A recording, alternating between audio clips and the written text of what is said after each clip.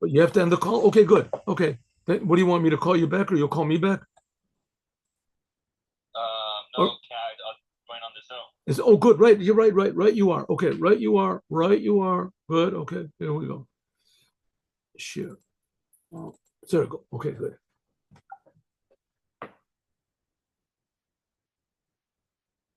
Mm, mm, mm, mm, mm.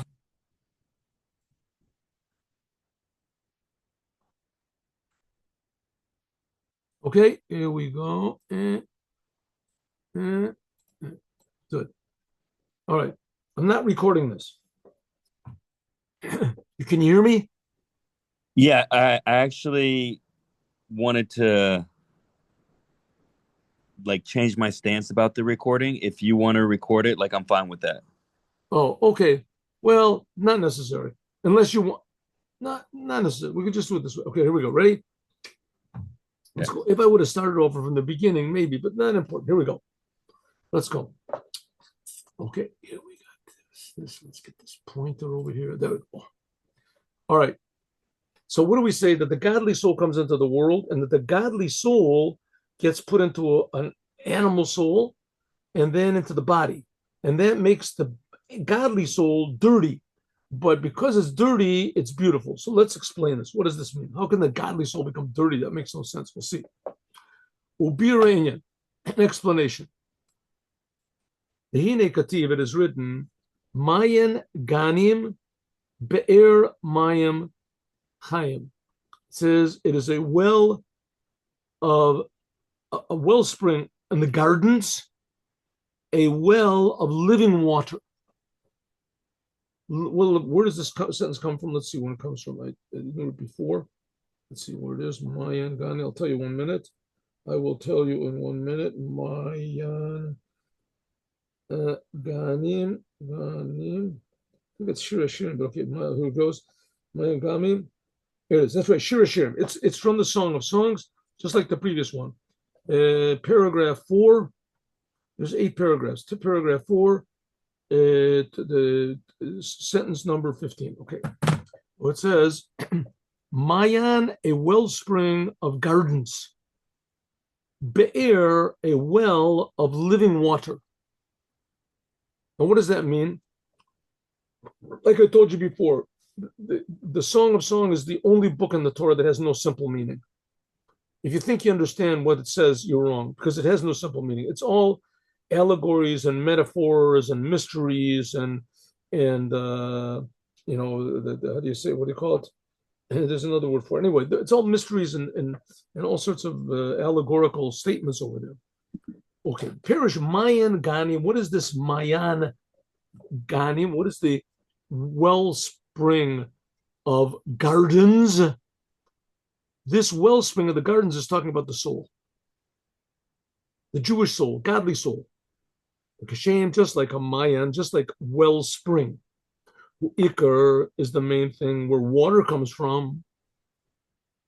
Where does water come from in the world? It comes from these wells underneath the springs, whatever, water from under the ground, and that makes rivers and things. So it is in the neshama. The difference is that the well springs come from bottom up, and the neshama comes from above, below, comes down. But nevertheless, the soul, it is achi, and only it is the ikar chayos, the main life which enlivens a person. So a Jew, what enlivens a Jew is his godly soul.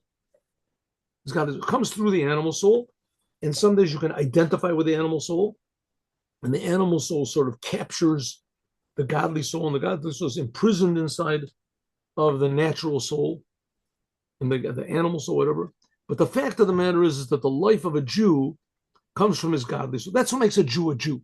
What makes a Jew is his godly soul. And the Shema and the soul is called Mayan Ganim. It is called the wellspring of gardens. Why? Liot, because Makom Amirota, because the place where it comes from, where this garden where this wellspring comes from, it comes from the gardens. Which gardens does it come from? Where does the godly soul? Where does it come from? It comes from the Gan Eden Elyon or Tachton. It comes from the upper Gan Eden or the lower Gan Eden, the upper heaven or the lower heaven. That's where it immediately comes from. Of course, its original source comes from the essence of God. But where do the souls go back to after a person dies? His soul goes up to this heavenly source, whatever it is of the souls, and that's called Bria or Yetzira or something like that. The Bria is the upper Gan Eden, and Yetzira is the lower Gan Eden. So the soul comes from a very high, pure, spiritual source. The Kol Neshama v'Neshama, that and each godly soul is different. The essence of the godly soul is the same. The essence of the godly soul is exactly the same, but it's like a bunch of children for one father. So the essence of their soul is all the same. They come from the same father, but each child has a different nature, and that nature is the godly soul. The godly soul is a nature, and the animal soul is a nature. They're a different nature, but it's different. The Kol Neshama v'Neshama, each godly soul, Lefi Erech Malato, according to its highness, its quality, the Mahuto Atzmi, in its essential, they say, being, what it's made from, Hine Lefi Ofen Kazeh, Umatzava, Umakom Amidatab.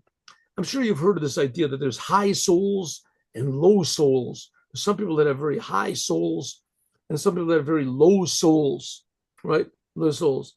There's a whole long story, which probably you've heard the story, but a whole long story about how the Rebbe Marash once traveled to Paris, and he went into a fancy hotel, and he went into the roulette room, the gambling room in the hotel, and he sat there and he watched some young man playing roulette, and it was a young looked like a goyish guy, he was a nice looking fellow. He was sitting there all foppily dressed, like the French, and he went over to him and said, "Young man, don't drink that not Jewish wine. Not Jewish wine stuffs up the heart."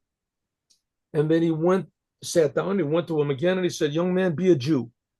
It's a whole long story afterwards, but the point is that young man was so very impressed by the Rebbe, he didn't understand what was going on, and he found the Rebbe. The Rebbe purposely took the most expensive room in the hotel.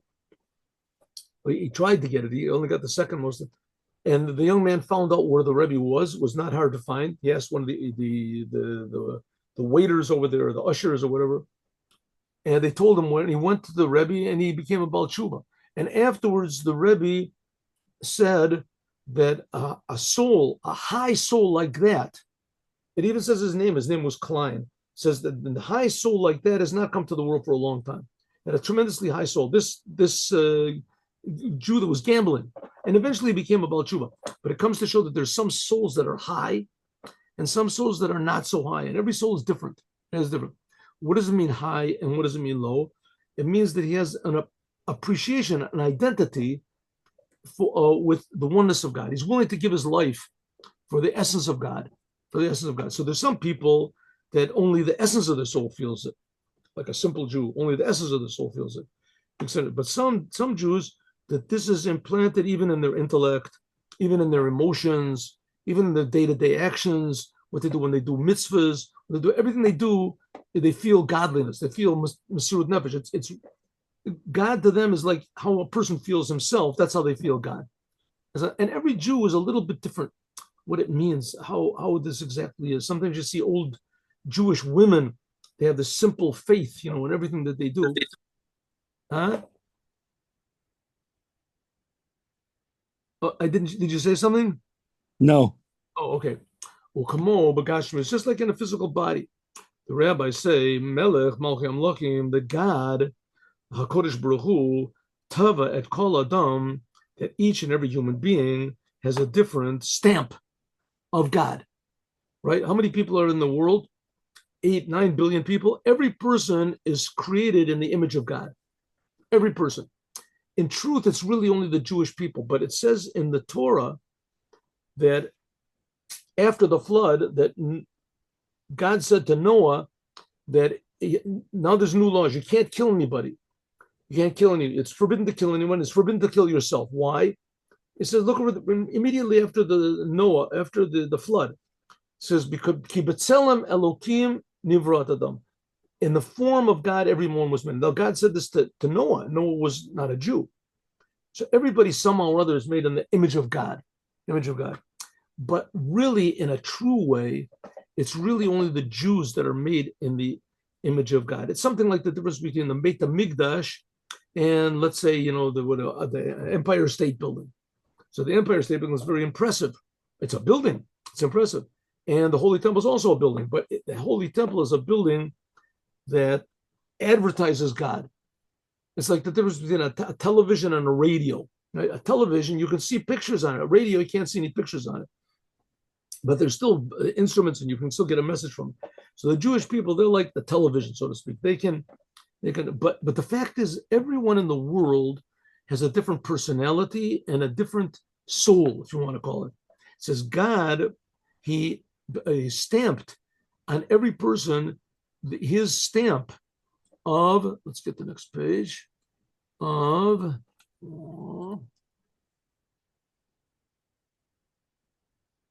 Adam Rishon.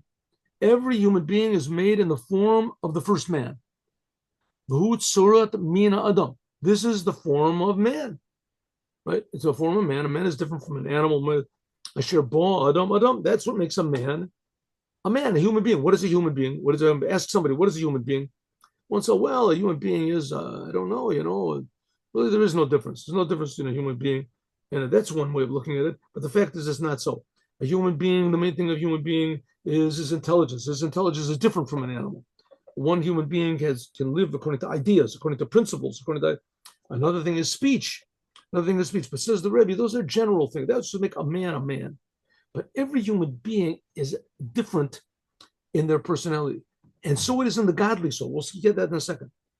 The imza, nevertheless, even though that every person, a human being, is called Adam, man, and you cannot kill a man just because he's ugly or stupid or he's small or he's weak or he's whatever, not allowed to kill people. Why? Even though that everybody is different, but they're still a man. But imza, nevertheless, even though that all of them are man and all are made in the image of the first man, Hari ben Adam eino shavim. No one is equal and similar to anyone else. Lo b'partzofeim, not in their faces, v'lo b'deoteim, and not in their personalities.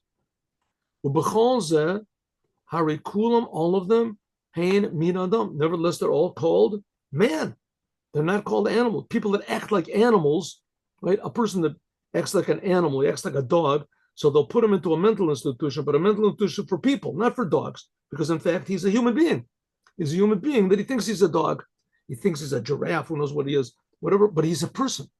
And every person, every human being is different.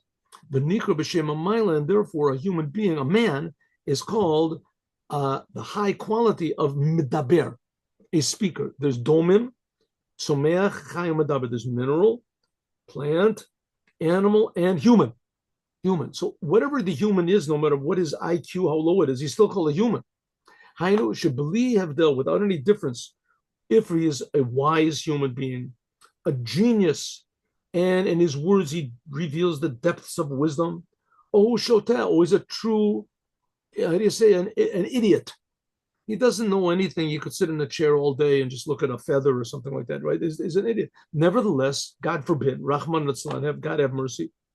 And he says foolish things. No, nevertheless, he's a human being, and you have to treat him as a human being. So it is in the soul. The soul, the imiyot, that even the godly soul we're talking about, the imiyot that call an neshama, that all the godly souls are all called godly souls, and they all come from the essence of God, but that's in their essence. Imzeh, harikol neshama v'neshama, every single soul, matzeva umakom midata, hu lefit muhuta, is according to its different nature. And every soul has a different nature. And every soul has a different level of awareness of God, of connection to God, of self-sacrifice for God, of love of God, of fear of God.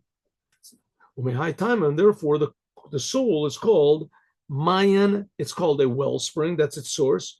But a wellspring of gardens. Why gardens? Because Al Yadei Yuridato, by means of the soul. What's this? Hello? What happened? Because of Zoom. Okay, at what point did it go off?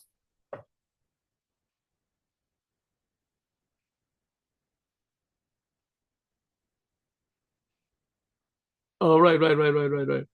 All right. So listen, we've got like 15 minutes. You want to just do it on the phone? The rest of it. Okay, here we go. Okay, so it says, even though that every neshama is different and that every person is different, but still they're all called Jews. It's still a Jewish soul. But nevertheless, even though they're all Jews and essentially they're all the same, but except for the essence, each one is different. So therefore, its place is different, and the place and where it comes from is different, and the personality. We're talking about the godly soul. Mehai Taima, there for that reason, the soul is called a wellspring of gardens. Gardens. In other words, each one of it is each soul is different. Each soul is different. Al Yadei, you read it the neshama by means of the soul coming into the body, and the animal soul, it can pull it, it brings about in its service levararum, to refine them, ulazachacham, and to clarify the animal soul and the body.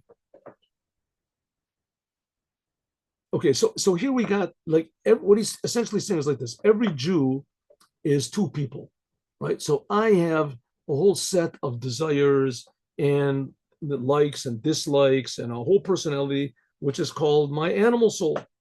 And it's it's like the world. The world is very complicated, very alive, very interesting.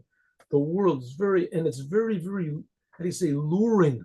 It can have all sorts of pleasures it promises, and it comes across with the pleasures with money and pleasures with success and pleasures with this. And there's also inspires a person to do all sorts of, negative things. People get angry, people get jealous, people get depressed, people get this. The world has an effect on me.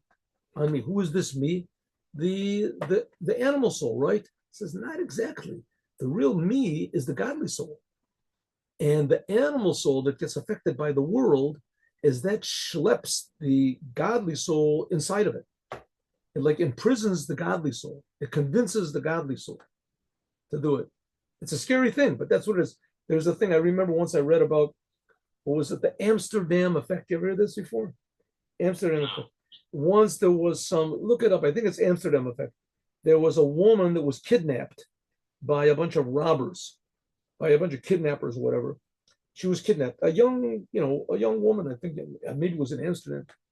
And she eventually identified totally with her kidnappers to the degree that she went and made robberies with them and she did things with them. And she was just totally, you say, conquered. Her soul, her body, and everything was conquered. The same thing happens to the godly soul. The godly soul is put into the natural soul. The natural soul is very complicated and very real, just like the world is very complicated and very real. And it seems to be the only reality. That's the world is real. That's what you cannot get from the world that there's a creator. You have to really think about it. And even if you come to the conclusion that there's a creator, so what? So what if there's maybe he created the world, a long time ago, a million years ago, or yesterday or something? But it's not me, the creator. When a person feels that the creator is really creating me, then that activates his godly soul. Then he starts looking at things from the point, why in the world would God do that? Why would he create me? Why would God want me to be here? Why does he want me to have these weird desires and I react to the world conquers me like this. What is it called? What I just said, the Amsterdam effect. Why is the world conquering me? Who is the real me? This is a Jew, right? A Jew. So suddenly he comes to the conclusion, well, maybe I'm here that my godly soul, in other words, my true Jewish identity, should at least resist a little bit, or at least try to be objective and look at my other urges, my natural human personality. What is real? What's going on over here? Can I get an objective picture of what's going on? That's the godly soul. The godly soul is supposed to be here by means of its service to refine and to clarify the natural soul, because the natural soul is not essentially bad. It just does what God wants, and it's waiting to be tamed. It's waiting to be tamed. It's waiting to be, how do you say, to be taught what to do. But it's a little bit different. It's like, taming a dog or something like that. Sometimes you have to be very firm, or sometimes you have to be very nice. But the point is that you're taming, let's say, a dog to be loyal to you, and not that you have to watch the dog all the time. Watch it. Don't do that because he's going to bite you, right? The guests come in, everybody, he's a nice dog, don't worry, but just watch your next. Just watch your next. But that's not what we want the animal soul to be. The animal soul is supposed to be here that we convince the animal soul that it's also good. It's also good. It can do what God wants. Who convinces? That's the godly soul. By means of this, nasa neshama, by means of this, the godly soul, because it convinces and works on the animal soul, then it becomes a wellspring of living water. Suddenly, the godly soul gets something new. It was given a challenge, it met the challenge, and it won. Like in sports, like in anything. In sports, there's two teams. Well, if there was just one team, so it would be a lot easier. The one team would always win, but it wouldn't be interesting. No, who would go? And the team themselves wouldn't feel a sense of accomplishment. That's what I always wonder, nowadays. Yeah, I mean, maybe this is changing the subject a little bit, but I always wonder, nowadays they have men participating in women's sports, right? So a man says, I'm a woman, I want to participate. Okay, so you want to say, the woke movement and this, and that's what he identifies as, and you have to, humor him, and you have to understand him, and there's a, okay, but good, that's crazy enough. What I'm thinking is, how can this guy get any feeling of satisfaction winning the girls? In the men's whatever sports, he's a loser, a total loser. The whole thing of sports is supposed to be that there's a challenge, and that you meet the challenge and you feel victory. And this case, there's no challenge. And so how is there victory? It doesn't make any sense. Okay, that's just a side thing, a parenthetical statement. It's not so with the godly soul. God puts the godly soul into the animal soul, and it is definitely a real serious challenge. The animal soul is stronger than the godly soul, even more. It's ruled like 13 years before the godly soul comes in. It says that it takes control. The animal soul is there first. It says it's working for 13 years, whatever, until the animal soul the godly soul really kicks in. However it is, the godly soul is at a serious, serious disadvantage. And it is a true, true challenge if it can overcome the animal soul. That's step number one. And step number two is to transform it. Then the godly soul, it gets energy from the animal soul, and it becomes a spring of living water. Come over, Gashmis, for instance, physically. We'll do 5 more minutes. Physically, Hare, behold, Kol Mayanot, all of the well springs, Nimshachim, they come, Mihatahum, from the, how do you say, from the depth, what's the tahum? Water that comes from the center of the earth somehow or other. Derech Hayamim, by means of the rivers and the sea. Okay, so first of all, how does it start off? The water starts off in the ocean, and it goes through under the earth, and then it comes bursting up through the earth. Okay, the water as it is in the ocean, before it comes to become living water, the water in the ocean is usually salty. Usually salty. There's most of the Atlantic Ocean, the Pacific Ocean, the Mediterranean Ocean. I think all of them are salty water. It's all salty water. And salty water, you can't drink it. Can't drink it. Famous poem of what's his name? Henry Wadsworth Longfellow, the Albatross. You ever read that? Water, water everywhere, and not a drop to drink. Why? Because it's all salty. The river, the water is all salty. You can't drink it. But when this water goes through Gideon, when it pushes through the earth, and it breaks through the dirt of the earth, then it comes from below to above, by means of it going through the channels in the ground, and breaking through the dirt and the whatever is the dirt and the sand, whatever in the ground, it pushes up through it. Harilozu bilvad, not only that, that it removes the saltiness, and now the water is drinkable. But even more, it becomes what's called mayim chayim. It's called living water.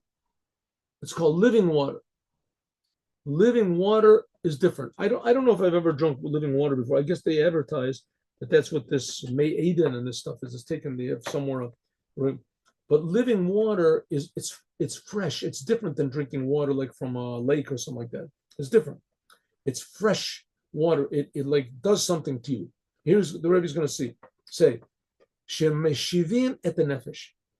Like there's a sentence that says, Mayim karim al nefesh ayefo, like cold water on a tired soul.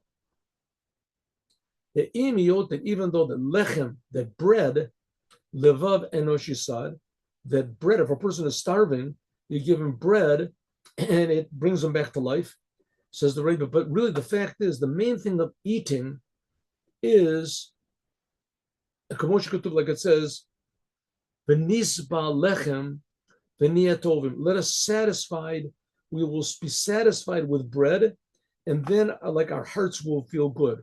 What does it mean? Even though the bread satisfies, but a shtia lavad, drinking alone, that's really what satisfies a person. That's really, I remember reading in the Kitzur Shulchan Aruch by the Ben Ish Chai. It says that he says that if you don't drink water with bread, as you can't make birkas hamazon. I don't remember if that's the law by us. If it is, I've never heard of it.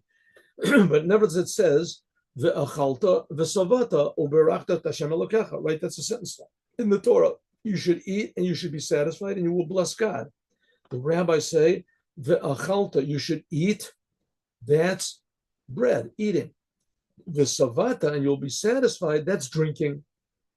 Sheshtia, that drinking, after you finish eating, that's really what satisfies you. So water, that finishes off the satisfaction of eating. But living water that comes through the ground, in addition to that, arayesh yitron b'shtia alachila, that drinking water returns the soul. Kamoa mitalef, like a person who faints. So fainting, the Rebbe is going to say, a person that faints is different from a person that goes to sleep. When a person faints, then hine akochot nafsho, the powers of his soul, his consciousness, mit almim, they go away. The nishar bo kista dechiyusa, there's just like a little sliver of life alone. He doesn't dream. The miut yoter, much less than when a person goes to sleep. When a person faints, it's not the same thing as going to sleep. When a person faints, but when a person just goes to sleep, the whole thing of his consciousness going away, it's not that it goes away totally. It just rests. It just shvita. It just takes a rest. Me'avodah gemora, so it's not as active as it was in the world. When you go to sleep, your mind is not as active as it was. Why is the Rebbe talking about this? He's going to say that when you faint, your whole soul like almost goes away, and water is what brings it back. That's the point, especially this living water. Kamo, like when the person goes to sleep, it says his brain just sort of gets tuned down a little bit. It goes down into a lower, a lower wavelength. When a person's intellect in a time of sleep, it doesn't go away from the brain. The brain is still working. It just rests. And it's sort of, it takes a, what's the word for it? What's a good word for it? It just takes a backseat. Oh, that's good. That's good. But me'ofen pe'ulato, from what it usually does when it's awake. The cane will also bakala kochot. All the powers of the body, they sort of go to sleep. What does it mean? Your arms, your legs. When a person is asleep, it's not that they leave you, that you become a corpse. right? A person becomes, when I go to sleep, I don't become a corpse. I'm still alive. If somebody sticks my leg, I'll feel something. I get bit or something by a mosquito, could be, but nevertheless, it's not the same thing. Even though it's true that it gets tuned down and it gets to a lower wavelength when you go to sleep, the life which is in your body and your mind, but it doesn't turn off totally. It's not siluk. It doesn't remove. The sheneamar akochot mesulakim, that to say the person is unconscious, which is not the case when a person is asleep, he's not unconscious, which is not the case when a person faints. When a person faints, it goes away totally.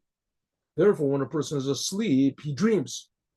But so when a person wakes up from his sleep, sometimes he remembers what he dreamed, which is not the case when a person faints. It doesn't dream anything. Then his consciousness is really gone. He doesn't dream anything. When his soul comes back, he doesn't remember anything that happened. There's some stories that people, they die on the operating table and then somebody comes to them and they remember, but that's not a dream. That's somehow or other, because he's out of it, so he becomes aware of something that's higher than him.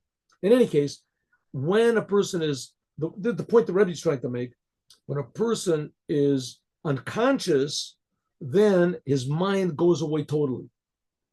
And the only thing that will bring him back is water. Water, living water, it says, that's what revives a person. And you see a lot of times, a person faints and say, give him some water, give him some drinks. But of course, if a person is totally out, you can't make him drink water. You put a little bit on his lips or something like that. That can make him do. But it's nevertheless, living water brings it back. So what the Rebbe is going to start to make, it says, in order to return the powers that a person that has left a person when he faints, this is by means of living water. Living water, it says, returns the soul. Returns the soul. What this means, we'll talk about more next time. But what the point the Rebbe wants to say is that the soul, by means of coming into the body and pushing up through the body and the animal soul, is that becomes like living water. And that gives an advantage, an improvement to the godly soul itself. Therefore, being in exile, says the Rebbe, as terrible as it is, and it really is terrible, that's just pushing up through the ground, and we can expect that it improves our soul. And that's what the soul is saying. Even though I am black, I have been blackened by being put in the body and an animal soul, but nevertheless, I am beautiful, is waiting for me something really beautiful, as we'll talk about more, God willing, next week. Questions? Thank you. I'm looking forward to it. Okay, good. Maybe next week, if you want to, you can go online, and then you can, just use that address to go online on your internet, and then you could do the same thing. We can finish it. Whatever you want. It's okay with me. Anything you want is good. Just better if we can follow it together. God bless you. Have a happy week. Have a calm week. Have a productive week. Have a blessed week. You should have a lot of good news and only good news. You should have a lot of peace in your home and a lot of nachas from your children, and that the Rebbe should have nachas from you, and that Hashem should have nachas from all of us. Have a good week, and we'll see each other next week. Amen. Thank you so much. Shalom. Okay,